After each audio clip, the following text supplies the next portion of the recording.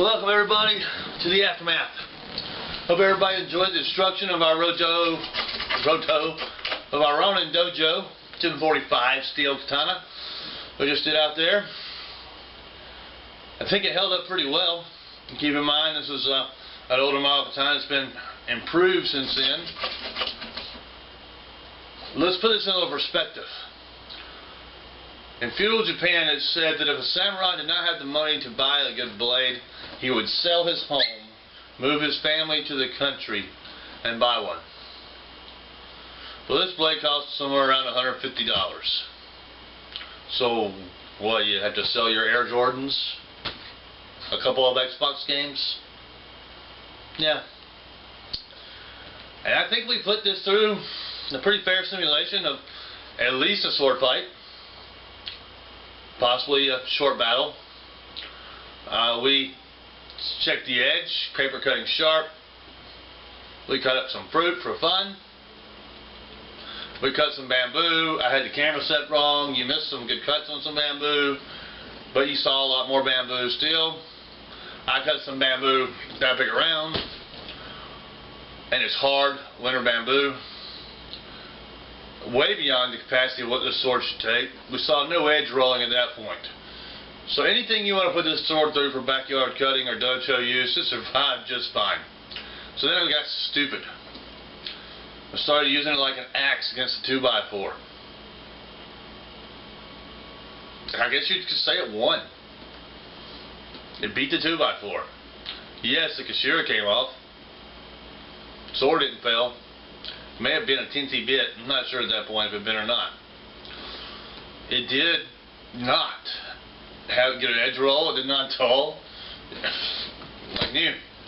And then we bashed it against another blade, a harder blade, a 1070 differentially hardened blade. So we're talking about the edge on edge contact. The other one was probably 60 Rockwells. This one's about 50 Rockwells. We did a little side of the blade. Contact on the haw of this blade, and we also contacted the spine of the blade with the haw of this blade. And we perforated the blade up pretty good. It's serrated now, as to be expected. Then we bashed it against the side of a galvanized trash can that weighs roughly 80 pounds because it's full of dirt and debris and stuff. We thrust through that thing. We bashed into the reinforced rim of it. Got through doing that, we used a 5-pound engineer sledge, and we beat the blade down against the rim of that thing. We turned it sideways on it. We beat the side of the blade and bent it. We beat the spine of the blade. We beat the edge of the blade, and we beat the suka. Well, this thing went through more than you should have ever asked it to go through, and I think it survived pretty well. If you're like me, you're interested to see what happened to the suka after all that hammering on it, and the engineer's hammer. It had to have messed it up. It's just a matter of how much. We're going to take it apart and find out. Not much need to be gentle with this. At this point, now is there.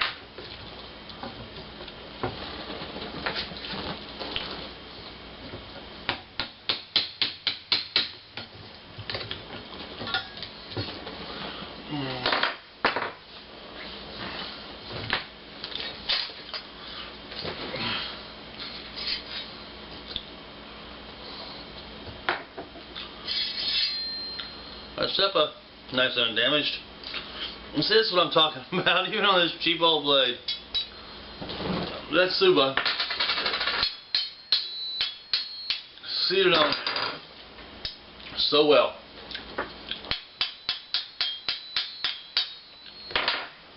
That's amazing.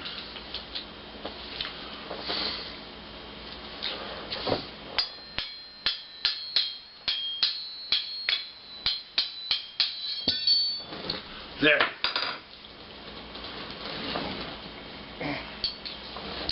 We got our backy Suba and our other Seppa. Okay, there we go. There's what the blade looks like. You can actually see where our orange we cut to etch the blade in just that short time. That's interesting. See what the edge is curled, but you can see pictures of that. Let's get to the suka.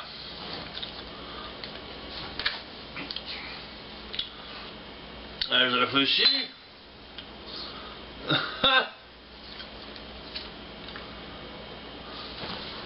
I've seen worse cracked suka than that on unused blades.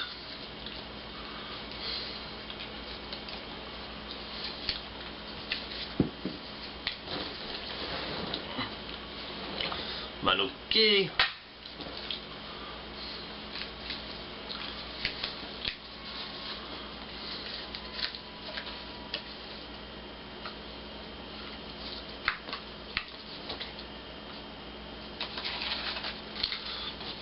As you can see, I have to alternate which string I pull because the alternating wrap keeps it from just coming undone on its own.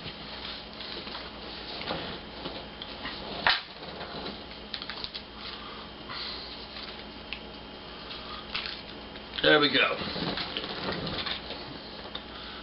Wow.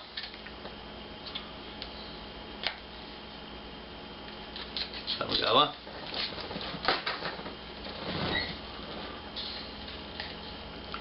An extra Samagawa.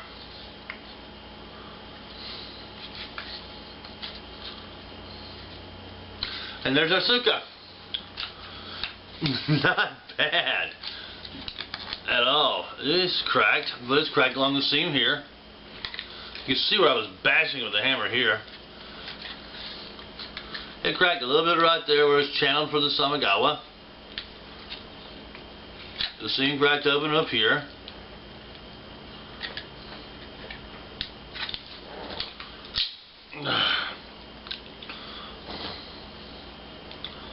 And there's what the inside of our suka looks like. Channeled to fit the Nikago. And it's got some shavings where they drilled the Makugiana. Well, that's it, guys. Hope you enjoyed this first destructive test. Stay tuned. Next we're going to do the same thing with a Dojo Pro 1060.